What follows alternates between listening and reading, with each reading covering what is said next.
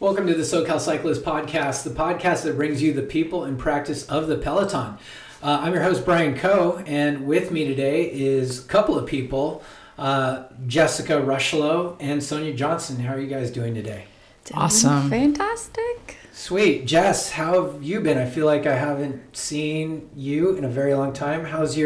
Last time we spoke, you said you're training for the Haute Route? Yes. Route. How's that training going? So far, so good. It's been about 4 weeks since I started the training. Week 1 started on New Year's, and I completed that week with 205 miles. Dang. Yes. 2 really big rides, so I guess that's why the mileage was up so much. And then now it's week 4. So those 3 weeks I went without any really guidance. I was just kind of getting on my bike, riding what I felt like. I did some of the Fiesta time trial group rides, which is awesome. Definitely got my butt kicked. And then week 4 is when I teamed up with my coach again, Derek Oskudis. And so it's more organized, more heart rate oriented, paying more attention to the miles, time on the bike, and all that good stuff. How are you kind of feeling out adapting on the bike to this sort of, you're a fit person, but being bike fit is a different thing. How does that sort of feel when you're out there and you're just suffering? So week 1, because it was such a massive week, it was 13 hours on the bike, about 12,000 feet climbed. So adjusting to that, I feel like my pedal stroke's already feeling more strong. And because mentally I'm so focused and so into it, I feel like it's coming on very naturally. It's positive. So anything that goes wrong or like I feel bad during a ride, I definitely try to like set it off or set it aside a bit. Yeah. Yeah. We were supposed to do a TT, Fiesta Island. TT, Have you done that, Sonia? Yeah, a couple years ago.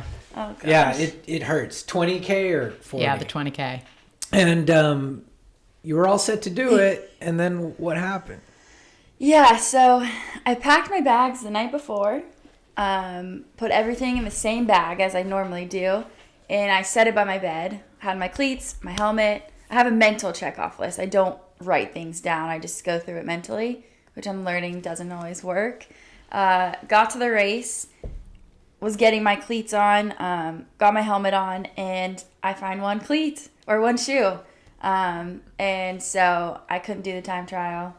Ended up just going home, unfortunately. I saw everyone out there warming up, and it was really hard to just leave because I've been, like mentally prepping for it. Yeah. And I was really excited because I wanted that baseline of like heart rate zones and all that good stuff. And now it's like a perfect environment to really, show that. And now I kind of have to figure out how to do it on my own. Yeah, well, you're not the first person to show up at a bike race with missing gear. I've shown up with no helmet. Yeah. What about you? Yeah, about 30 minutes before the start of this year's Belgian waffle ride, I realized my shoes were in the garage. And I live about 12 minutes away. And fortunately, Blaze, my husband, got in the car, probably went a little over the speed limit, got the shoes, got back, and I got to the starting line. I missed my call up though. I was still in the parking lot when they called up my name. And so aside from that though,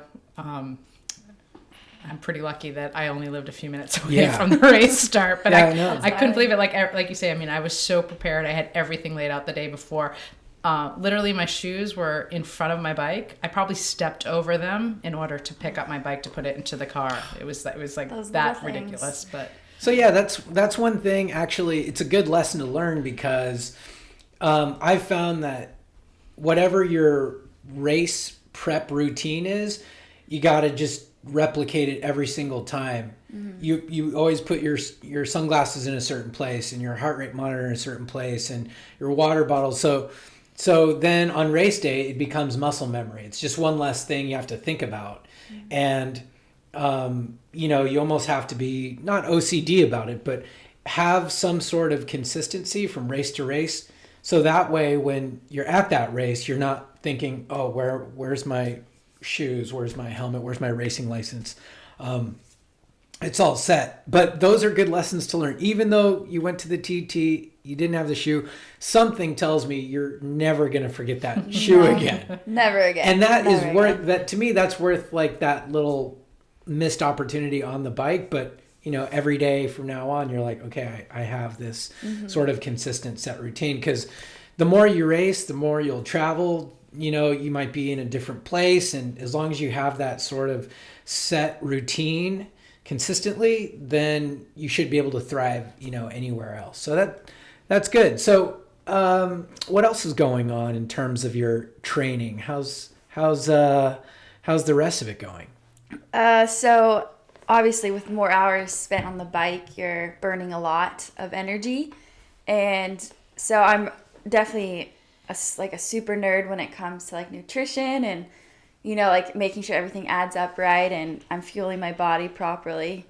So I've been doing kind of like experimenting almost. There's a lot of talk about like fasted rides and all that stuff. And so I've definitely been like pushing it a little bit just to see how my body responds. And on the ride, I'll bring sweet potatoes with me, which is really weird, but it works. Like sweet potato in your jersey Baked box. Yes. potassium. It's great stuff. And I just put it in a bag, in a plastic bag. And I ended up finding these little squeezy things on Amazon. Like, you can buy, like, it's like baby food that you squeeze. I found packs you can make your own. And so I'm just going to bake the sweet potatoes, maybe put, like, some coconut oil with it just to have it more, like, sustained energy. And, yeah, put it in a squeezy and put it in my pocket Nice. and go. Cool. Yeah. I've never done that. Have Sonia, have you done that? I've had some baked potatoes on the bike ride before. If you go to Rebecca's Private Idaho, that's part of the course, course food. Maybe not quite as good as the chocolate chip cookies at Phil Guyman's event, but yeah.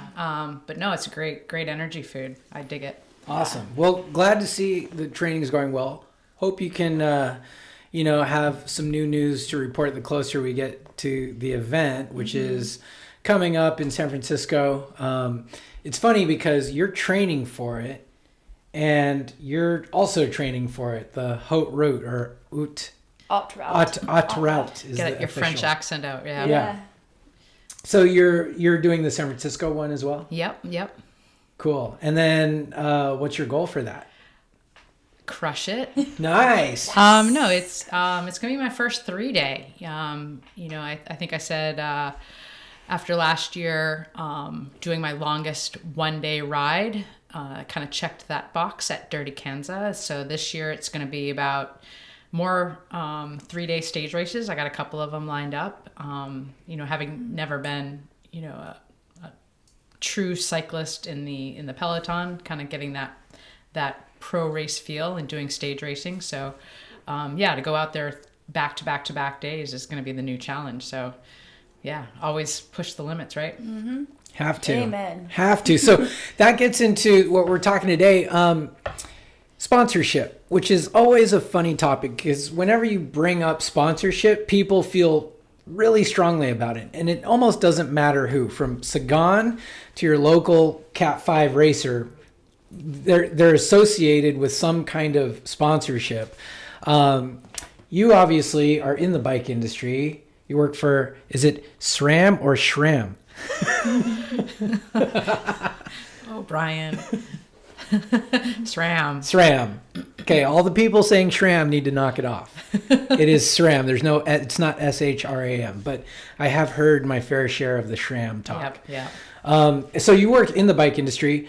You're on sort of the consumer side.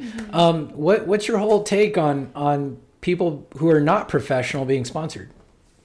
Well, I do feel strongly about it.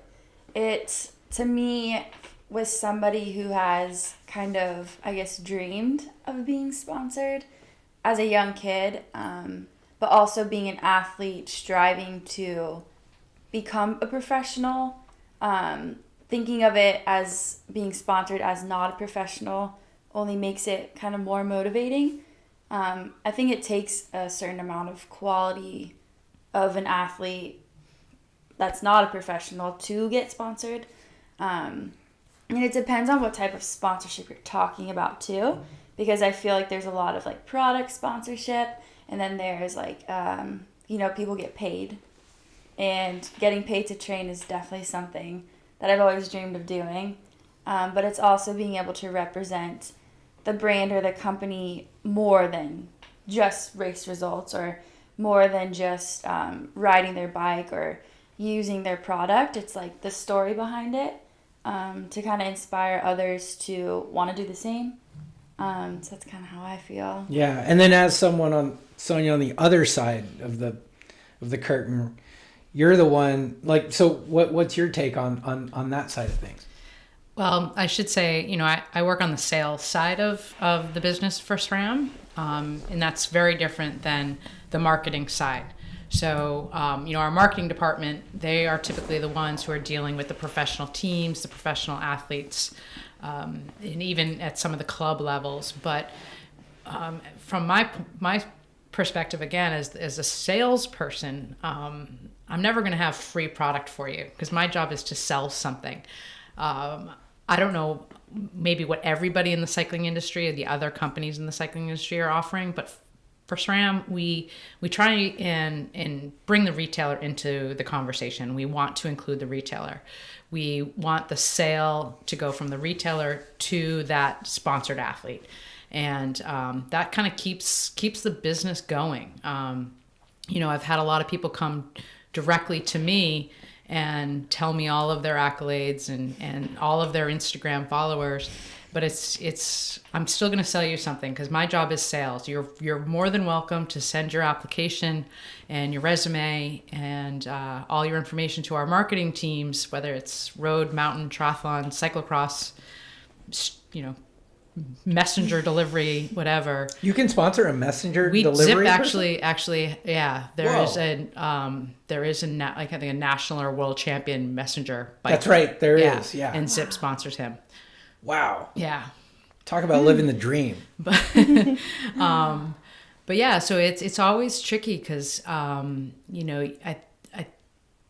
to keep the bike retailer in the conversation, obviously, the sponsored athlete, or the athlete, I should say, that's seeking the sponsorship, they know that, well, if I go directly to the company, I'm going to get a much better deal, right?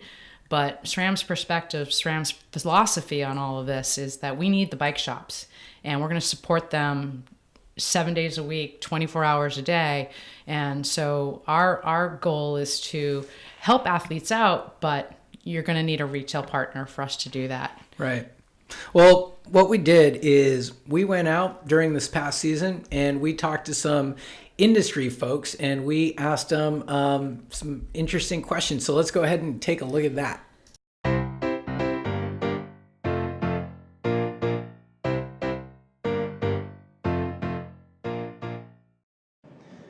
What was the last thing that you bought that was bike related and paid full retail? That's like a loaded question for someone who works in the bike industry. I've only asked bike industry people. And maybe my son's bike helmet. Oh, there you go. Yeah. Full retail. There you go, folks. Oh man, trick question right out of the gates. Probably tires, honestly, because, well, full retail, I paid what the retailer was selling them for. Ah, okay. So there you go. Fair enough. Oh man. Okay, so I have the great support of a lot of sponsors, and they are wonderful to me, and I hope to reciprocate and pay it forward with these products. Every once in a while I'll be passing through a town and I need something, and I will buy it because I'm lacking that thing, and I don't expect anybody to know who I am. Go in casual clothes, high five them, talk about stuff, but I'm more than happy to pay retail when I go into any bike shop. Oh, wow. Maybe like inner tubes or something. Just walked into a bike shop. Well, yeah, like I think I got some stands stuff for my mountain bike at like some random shop. Like my tires were leaking. I just had to, just gotta go for it. I don't get any free stuff anymore, and I don't ride enough right now to blow my bike apart too often. But you got to keep the thing running. That's a great question, and I know exactly what it is. One of the great benefits, or certainly features of being in the industry, is you get to know a lot of people. So you get to fuel your hobby with great products, and typically at a really good price. I was planning on doing the Challenged Athletes Foundation $1 Million Challenge ride from San Francisco back to San Diego. The week prior to that, however, I was out on the East Coast doing a big Grand Fondo out there. And I bike flights my bike to meet me in San Francisco. Right. Tossed my helmet in with the bike bag.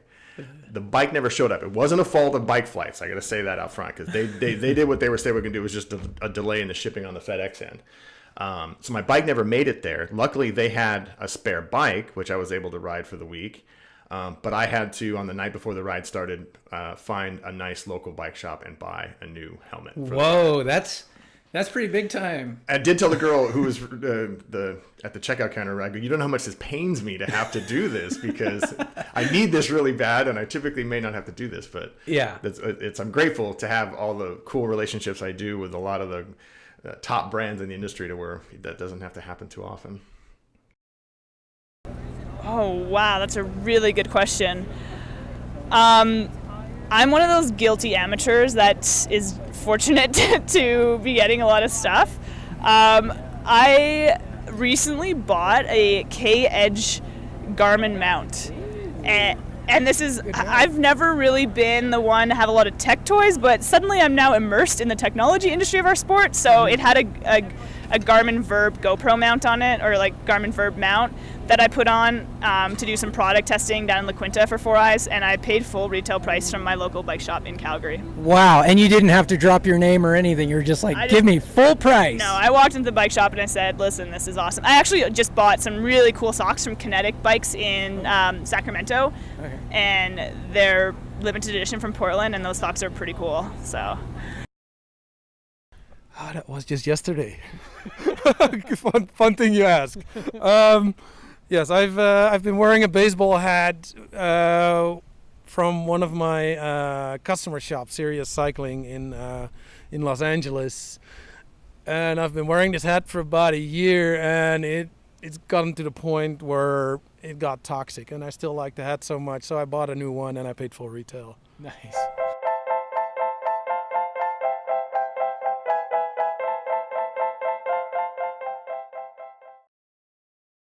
All right, so I noticed none of those people said, I bought a bike.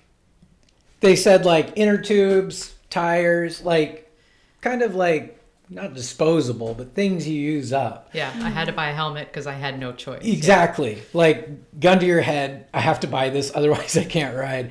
Okay, so those were some industry people. Let's keep them anonymous, but they're definitely, some of them are pros in the peloton, ex-pros, industry people. For some of you savvy listeners, I'm sure you can guess who's who, but I'm going to go around our room right here and ask the same question. So, Sonia, let's start with you. What was the last thing you bought, full retail, bike related? Oh, and I honestly, I do need to buy things from time to time. I bought recently some Ossos arm warmers. Whoa. I know people at Ossos, but I went into my local bike shop because I needed them, like most of these comments we just listened to, I needed them like for tomorrow. And they're one of the dealers I work with, and they offered me a discount, and I was like, Did you decline the discount? I didn't decline it, but I at times, I'm very appreciative, and so it's technically not full retail. I didn't pay retail. I did receive a discount on that, and I can't actually, unless I went in completely anonymously, as someone spoke of in their comments. But I think I have good relationships, like someone else said, and so I haven't had to pay full retail as an industry person, probably. Tires. I did buy some tires at full retail because I had no way of figuring out the pro deal. So and they were expensive. So I guess it evens out, right? Yeah. Jess, same question. Thinking about it, the past 2 years I've been with Ride, a lot of their stuff is for the team is discounted. So the last thing I bought that wasn't a discount, because I'm no longer with Ride Team, brake pads. I bought them online. Yeah, full price. Online, not the Yeah. local You bike didn't get shop. a discount online? I don't No, think so. not unless you have like one of those promo codes or something. Yeah. Yeah. Okay, cool, nice. I thought everything online was discounted except for SRAM. So we get that every time you turn on the TV or watch a race on the internet, every single one of the guys or girls at the tour or at a classic is definitely sponsored. And not only do they get free stuff, they get paid to ride a certain bike or wear, shades or some kind of thing. But with amateur sponsorship, this seems to be kind of a weird thing because there's a lot of amateurs out there. There's probably more amateurs out there than professional cyclists. And a lot of them not only want to be sponsored, but they want to be sponsored at almost a pro level. What's your guys' take on that kind of thing? You go first. Okay. Well, it's hard because I feel like I get it. I get that everyone wants to be sponsored. Like, who doesn't want to be paid to ride a bike, or like, who doesn't want to get free product and, be representing all these awesome companies out there? But I think if an amateur was to be sponsored, it would have to take a very certain person. It can't just be anybody. And it's up to a company to decide that. I don't know if there's a certain criteria or what companies use to choose that person. But it's a tough one. I think from, what I know from my side of the business, for every professional team or, professional athlete, you have to have, I don't know what the equation would be, but 100 full paying consumers.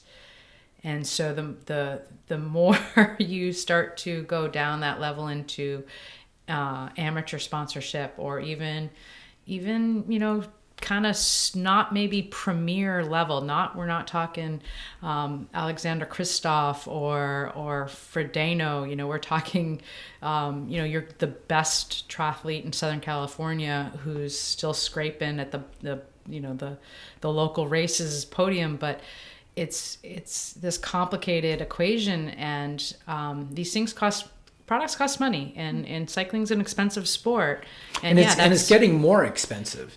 It used to be, not, I don't know, people have said like, oh, it's the new golf.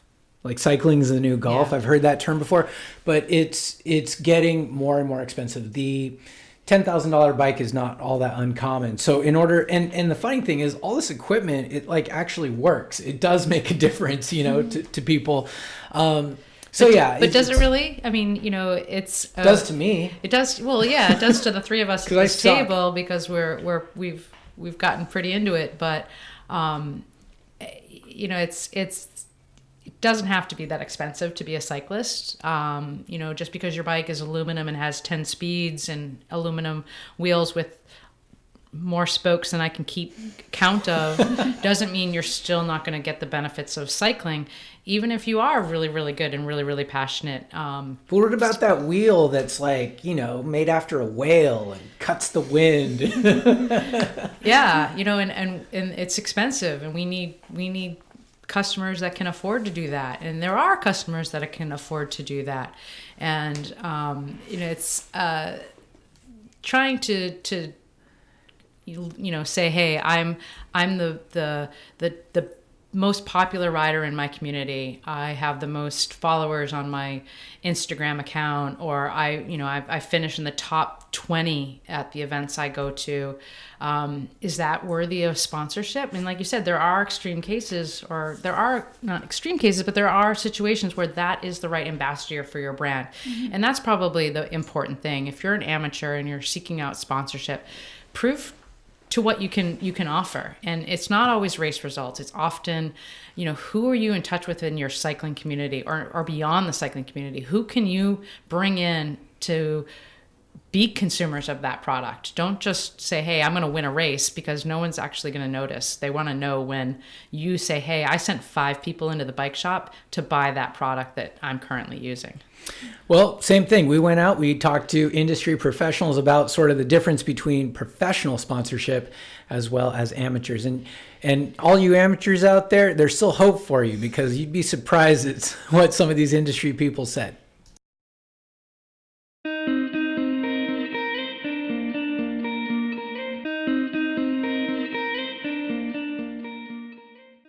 I mean, we know that the pros are at the top level. They're sponsored. They get paid.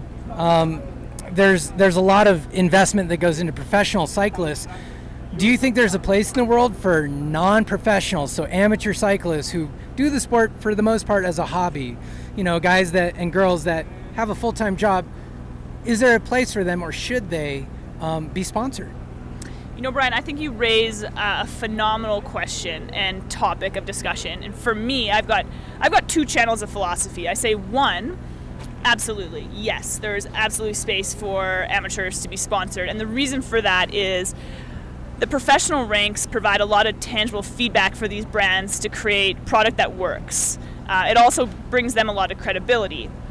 But in an industry that is rather intimidating, not a lot of people can relate to the lifestyle that these pros live. And they often think, well, it's like, whoa, they can push 400 watts, but I don't ride it all day long, and I'm not sponsored, and I don't have the ability to train to the level that they do, so I can't use the toys that they use. So where that amateur fits in is really being that connective tissue between the pros and the consumer. And for us as a brand, where we want to have everyone riding power like they have wheels on a bike, you have a power meter on a bike, we can really lean on the credibility of these World Tour riders, but connect with the niche networks and the community of our local athletes. And really, at the end of the day, they're the ones that are going to play with it and use it and tell all their friends. So would you rather have somebody who is super fast, not that big of a social media following, but just fast legs, or would you rather have someone who's average but with a massive following? So social media. I'm going into my personal opinion here, and I definitely like the athletes that have a story and that are willing to share it. So the ones that have a big following. I think at the end of the day, people trust people, and you said it earlier in our conversation that we're in an industry with a ton of options. There's so many power meters on the market, and as a consumer, quite frankly, I want something that I'm referred to based on someone who's used it. And so whether that's a coach or a fellow athlete or someone close to you that you really trust, I think that goes a long way. So as a marketing enthusiast and someone that heads up the sponsorship at Four Eyes, I definitely look for those athletes that have a story, but above and beyond are willing to share and be genuine and curious about what other people need, because I think that's where the conversation sparks and you are really getting the product that fits your needs the best. I mean, what is sponsorship really? It's getting the message out there, and if someone can get the message out there, who cares if they race? Who cares if they're even if they race? Are we talking about sponsoring Cat 1s? Are we talking about sponsoring Cat 3s? Fondo riders. Fondo, right? Yeah, people do you have to carry a USAC license to be considered sponsorable? No, I don't think so. People who can drive content, can live in this 21st century digital marketing era. More power to them. You don't just because someone can perform, and that means you're blessed with genetics. That's not everything. And I learned that from the beginning, growing up out of the analog era, it's everyone can pedal your bike hard. But what else do you bring to the table? Can you stand up in front of a group and give a talk and not sound like garbage?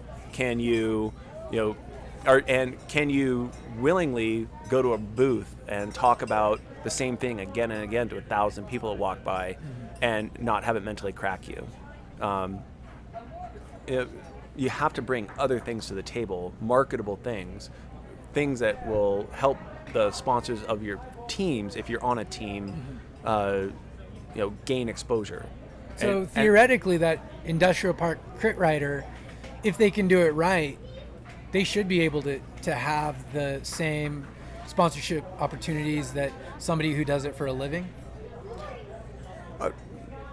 Yeah, why not? I think, okay, if that guy has a bigger following than I do as a pro, and he can make it look like he's winning something spectacular, even if it's some industrial park instead of a stage of Tour California, that's a failure of the pro team's marketing messaging instead of that guy killing it.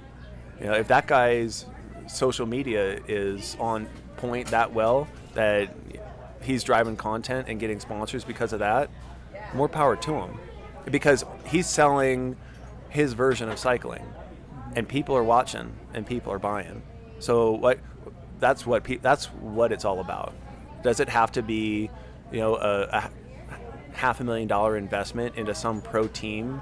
No, it doesn't have to be like that. So BMC has always been, we view our products as premium, and our sponsors have always been that as well, meaning that on the global stage, that's where our sponsorships lie. We offer team programs through our retailers. We want to drive any sort of enthusiast, hobbyist, to weekend warrior to their team shops to partner with them to drive the brands and help impact the local and regional bike scene versus having that come directly through us and bypassing any sort of dealer. Well, I think that's a big part of our target market. We have a lot of athletes that are riding Cervelos that are really focused on a goal, focused on achieving their personal bests, focused on, breaking their own records, getting their own KOMs, and they want the best equipment, and they see themselves as needing the best support, having the best equipment under them. So we actually offer, there are a lot of different sponsorships, actually, a lot of different partnerships that we have globally. And we don't really follow, I guess you can say you don't really follow like any one model. We have a lot of regions throughout our team that sponsor on a very local level, so everything from shops sponsored athletes to athletes that we have per region, and then we've got obviously the corporate sponsorship too. But we're really there to make sure that we can help any Cervelo athlete achieve their goal. Who would be your sort of ideal ambassador for your brand? Like, what kind of things do you look for that says, hey, you are a great candidate for somebody who represents us in the way that we value? Yeah, well, we're looking for someone who obviously has some very specific goals that they want to achieve. They're interested in working with us and our team as far as feedback goes. They want to learn about bikes. They want to be involved with their bike. Provide us with engineering feedback, testing. Be actually very honest. Be very discerning about the bike, because we do take our athletes' feedback into account when we're developing, for sure. We rely a lot on the athletes and making sure that they're putting our bikes through the most rigorous tests, beyond what we're doing in the lab. And sort of who would be, sort of opposite question, who would be sort of the nightmare sponsorship person that they're just, somebody that does not bode well for that? What can people learn who are listening to this that would be like of what not to do in terms of sponsorship? Well, I mean, we look for partners, right? So whether it's a sponsored athlete or any partner, like, we're sponsoring the Belgian Waffle Ride. So this partner, we want to make sure that it's a really solid working relationship. So we want it to be an involved, communicative relationship with lots of feedback, lots of give and take. We want to work and listen to what the athletes want, but we also want them to be able to be involved, to be interested, and be, I guess, to also be as invested and committed. So it's one thing to make sure that all the athletes are taken care of, and we provide everything we need to make sure that they're comfortable and they're able to just focus on the race.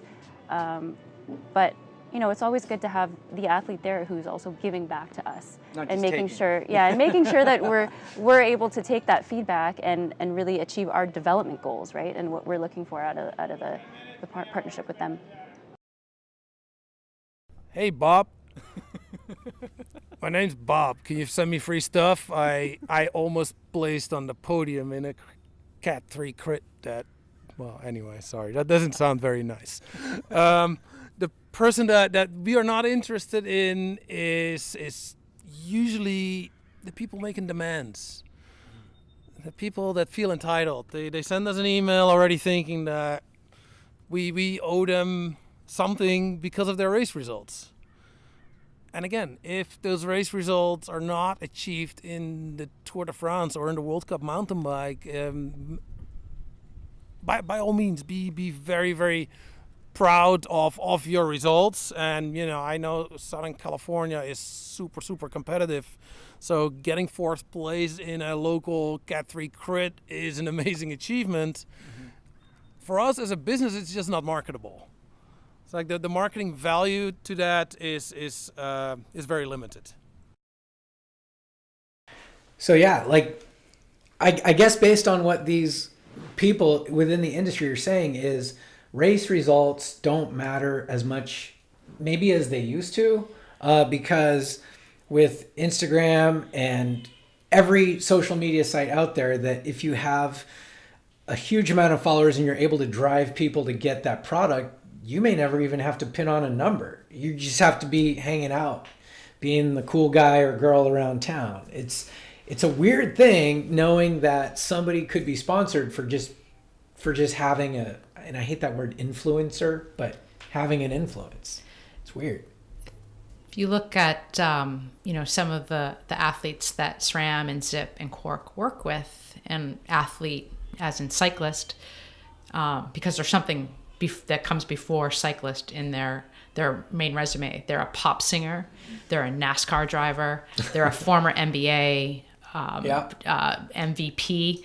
And like you say, I mean, it's influencing a different part of the marketplace. If you are fourth place in your Cat 3 race, you already know everything about cycling products. We've reached you. You're coming to us because you already know about our product. A lot of times we're trying to reach a different demographic. And again, that goes back to any athlete that comes to asking for, some sort of deal or sponsorship. Tell us what you can do beyond just your cycling community. How are we going to get new people into our sport? Because we need growth. We're not going to be here if we just keep giving you guys discounts. We need to grow the sport. And there always needs to be somebody paying full retail. Somebody walking into a bike shop paying full price for a fancy Italian bike and not thinking, oh, do I get the pro deal hookup? Like, it's got to be somebody. Mm-hmm. And but at the same time, I think the psychology of people is everybody, no matter who they are, they want to feel like they're being taken care of in some way. They want to feel special, for lack of a better term. And when you walk into a bike shop and you plop down your credit card knowing you paid full price, you want something. Maybe you just want to feel like you got that deal, even though it wasn't a deal. I don't know. Like, it's just, I think part of the thing with people getting into the sport because it's so expensive is that they're saying, okay, I'm going to put down all this money.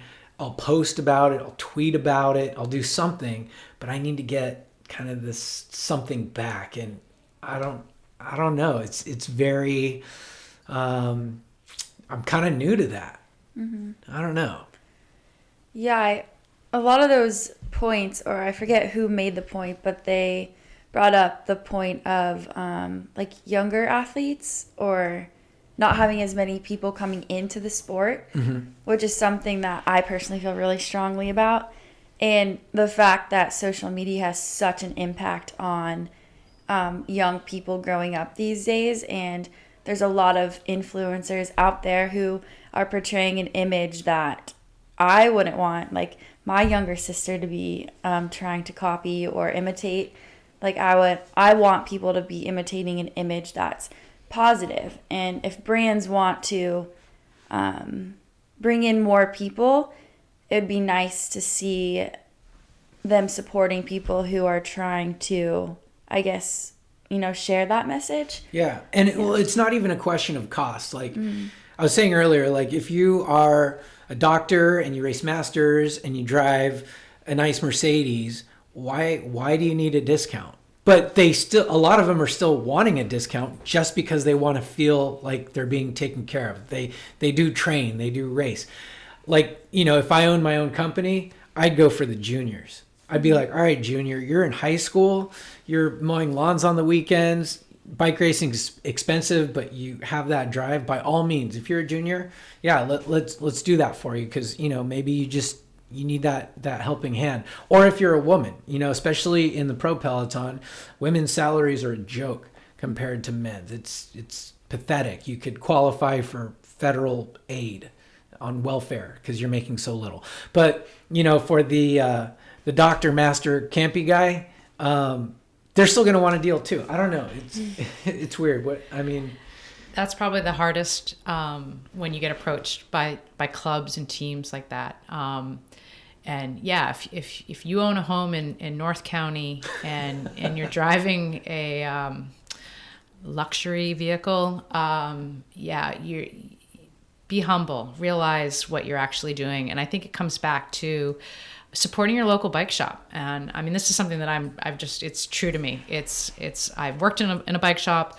SRAM is very much a part of supporting the local IBD, the local bike shop. And you might think, man, they're ripping me off. But the margins in bike shops are very, very slim. And especially when it comes to selling bikes. Every time you ask for a discount, and this is an analogy, but I was in a shop and this actually happened. Customer came in, he started haggling with the owner, asking for a discount on a particular item. He was asking for 10 or 15. He just kept pushing. The owner of the shop kind of, made a bold statement. He walked over and he turned the light switches off. And the room was dark. And the customer was kind of baffled. He's like, well, I can't pay for my electric bill if I have to give you a discount. And it was kind of a way of illustrating to, this consumer, like there's just not enough margin, unfortunately, without the support of the bike brands and the industry brands. And that's where SRAM's trying to do their thing. When we will extend a discount to our retailers that they can pass on to the clubs, to the teams, to the, masters, Cat 1 racers or whomever, even at the top of their game.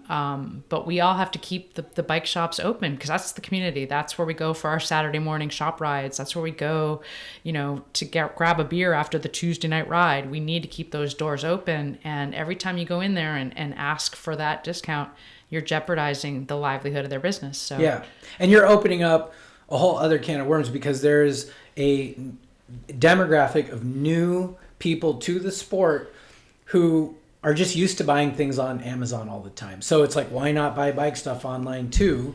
But what they're doing is having a bigger effect than they considered, because it's like, well, I buy laundry detergent online. I might as well buy some other parts online. And I'm not saying I only buy at my local bike shop. I don't. I've bought from other things, other places. So it is kind of a weird fine line, especially when that line is you're paying 2 to 3 times more at your local bike shop.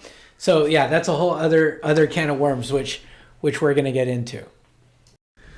Coming up after the break, Ard Kessels of Cocco Bearings talks about possibly sponsoring Beyonce, and we get some final thoughts from Ben Jacquemain. When you're out riding, how often do you think about health insurance? Probably not very often. You only think about it when you need it. Well, let's talk about Health IQ real quick. The important thing about Health IQ is that 56% of Health IQ customers save between 4 and 33% on their life insurance. If you like saving money on car insurance for being a good driver, Health IQ saves you money on your life insurance for basically living a health-conscious lifestyle. So let me ask you this. If you've ever done a bike race, a fondo, a gravel event, a cyclocross race, a fun ride, you can qualify for Health IQ and have a lower rate than you probably normally do on your current life insurance. 70% of exclusive rate clients get approved in the top rate class, and it's one of the fastest growing insurance companies with over $5 billion in coverage. For more information, check out healthiq.com/SoCal to see if you qualify, and if you're listening to this program, you probably already do. Welcome back to the show. Cocco Bearings is one of those companies that gets hit up a lot for sponsorship requests. Here's the CEO of that company, Ard Kessels, with his thoughts on sponsorship. For us, the sponsorship is very, very important. Part for our product development, because having sponsored athletes going all around the world, putting our products in the toughest conditions, is going to help us make a better product. For instance, just as we started the company, within a couple of months, we became a sponsor of the United Healthcare team, and we all of a sudden had to set this team up with 200 bottom brackets. They have about 160 bikes that they run in the season. And only at the end of the season, when I heard that only 3 of those bottom brackets needed service throughout the entire year, that I realized what a big validation of our product that was, that we could have never proven with going around the block and testing it ourselves, or even bringing it to a test lab, which is going to run the bearings in a clean room for hours and hours, maybe at 5 times the speed that it will extra read at a bicycle. So that is very, very good for us to back up the claims that we make about our products. So at the highest levels of the sport, nobody can run bike parts like a pro cyclist. So in a way, that's the ultimate field test. To me, it is, and it's not only the riding. Like there's plenty of people that ride 10,000 miles in a year, which could be comparable to a pro cyclist, but it doesn't get logged as well as a pro cyclist, and it doesn't the bike doesn't end up in the hands of a mechanic every night who's going to run over it, and if something runs bad, they're going to call me. So that's where the pro teams are very important to us. Cycling is an expensive sport to most people, and I always realize that is relative, because if your other sport is racing Ferraris on the weekend, then cycling is pretty damn cheap. But to most people on a normal budget like you and I, cycling is an expensive sport. It's the equipment, it's the clothing, the travel, maybe race or event entries, it all ends up. So if you can save some money by having a company give you product for free or at a discount, that sounds attractive. So I see why people want to be sponsored. Is it worth it to you as a company to sponsor people who aren't pros, who are amateurs? I mean, are you doing them a favor, or are you really getting a return on your investment by saying, okay, Mr. Masters Crit Champ, like, are you getting a return on your investment for your company by sponsoring amateurs? We get a lot of return on investment from our amateurs. In fact, most of our sponsored athletes, besides the United Healthcare team, are people that have day jobs, because there's not a lot of money in cycling. Mm-hmm. Where we get our return on investment is mostly in the communication that they do. We're a small company. We're only 4 people. We have a Facebook and an Instagram page, and we have a website where we can do communication, but where we use amateur athletes is to leverage their networks. So if somebody comes to us and has 10,000 followers on Facebook, we can look at that page and see that they get a bunch of likes every time they post something. That's very interesting, because that's a way for us to get our product out. So it's not do you care about race results on amateur athletes? If they want a local crit and they put that down there, does that matter to you? This is a funny thing you ask. I get, depending on the season, between 3 and 10 sponsorship requests per week in my inbox. Per week? At least. Okay. Yeah, that might be a conservative estimate. And they range from, hey, my name's Bob, can you send me free stuff? to people that actually come with a dedicated marketing plan of how they're going to bring Cocco Bearings to their market. the one thing, and it's funny that you ask, like we could not care less about race results if unless your name is Chris Froome, and in the same way we don't really care about getting my name on your jersey. And that is especially if it is a request from a team that is looking for a deal, and then they're like, oh, we'll give a 30% discount to all our members, and then we'll put your name on our jersey. And then the order comes in, and we've been in this position, we learned from it, and then the order comes in and only 3 of the 15 people buy our product at a discount, and the other 12 are riding around with competitive products on their bikes but with our name on their jersey. And just imagine how that makes us look if even our sponsored athletes are not willing to use our products. So who's you said you got like 3 to 4 emails a week, or and they range. So a lot of people who are listening are sponsored currently, and some of them want to be sponsored. Who is the ideal candidate for somebody who is worthy of your attention?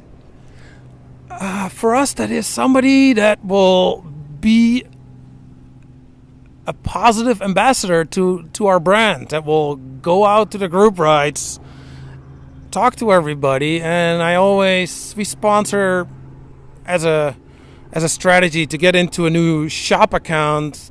You can give some free product to the mechanic. We usually say we will sponsor one of your customers. So, and this is specifically where I have to explain that we don't want that super fast guy, because that super fast guy is probably too busy getting fast and maybe not the best communicator. So in the end, we're giving away product for free. We are typically looking for the person that shows up for all the group rides, talks to 5 or 10 people, gives out their bike for test rides even to feel how amazing these bearings are. Mm-hmm. So that's somebody that we will sponsor, no doubt. And having 50,000 Instagram followers doesn't hurt either, right? That doesn't hurt. No, if your name is Beyonce and you want to ride Cocco Bearings, I don't know if Beyonce rides bikes, but by all means, we'll send you all the bearings you need. But the funny thing is, Beyonce doesn't need a deal. You know what I mean? Like, she doesn't really need to get a discount on bearings if she got into cycling, because she makes more money than pretty much everybody out there, which is kind of a paradox, right? I think Beyonce will send us a contract saying that every time she talks about Cocco Bearings, we owe her $5,000. So it's a bad comparison. In the end, we are a commercial business, and if you look at any commercial business, the number one goal is to make a profit, or at least a gain.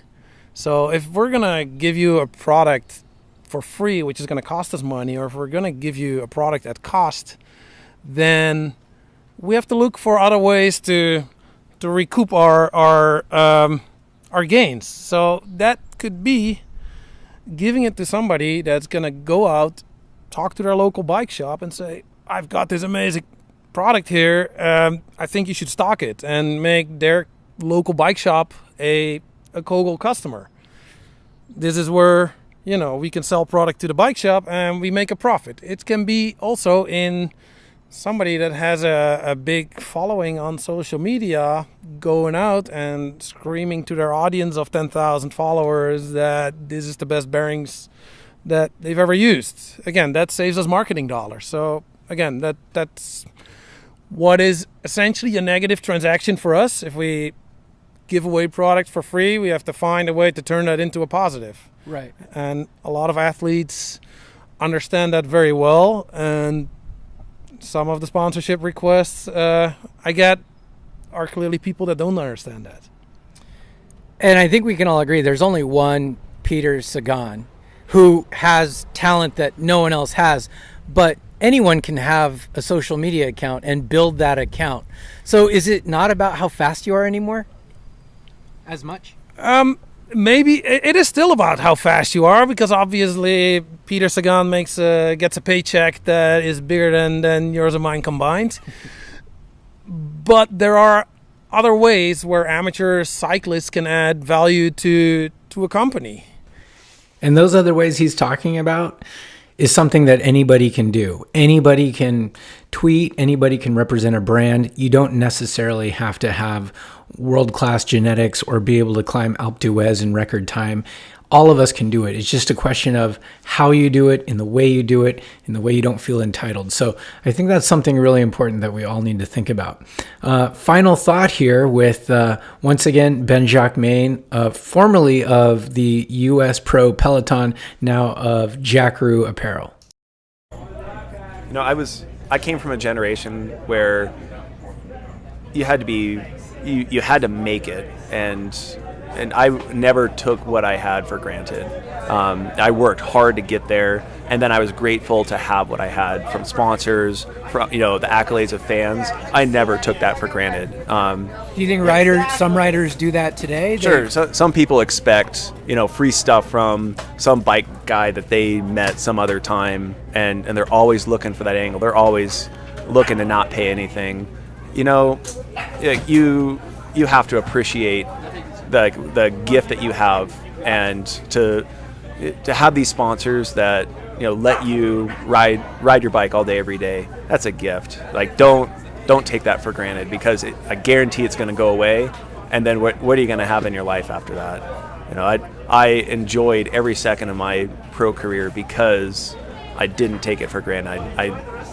It was a gift given to me by sponsors, and I only had that gift because I had the support of companies, and so I was grateful to them, and not because of the free stuff they gave me, but because I was able to live that lifestyle for their support of my programs. And it's relationships, right? It's relationship building, just like with any venture, with any business.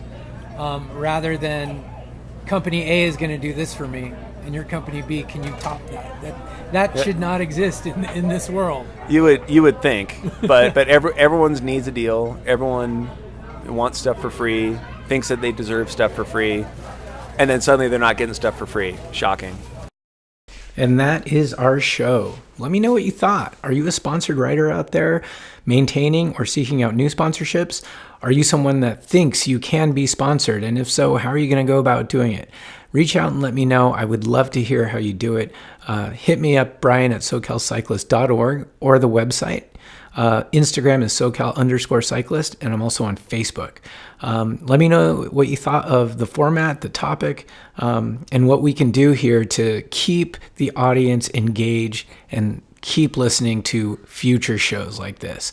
But until next time, this is Brian Coe for Sonia Johnson and Jessica Rushlow, not to mention all the VIP industry bigwigs that contributed to the show, saying respect the wave.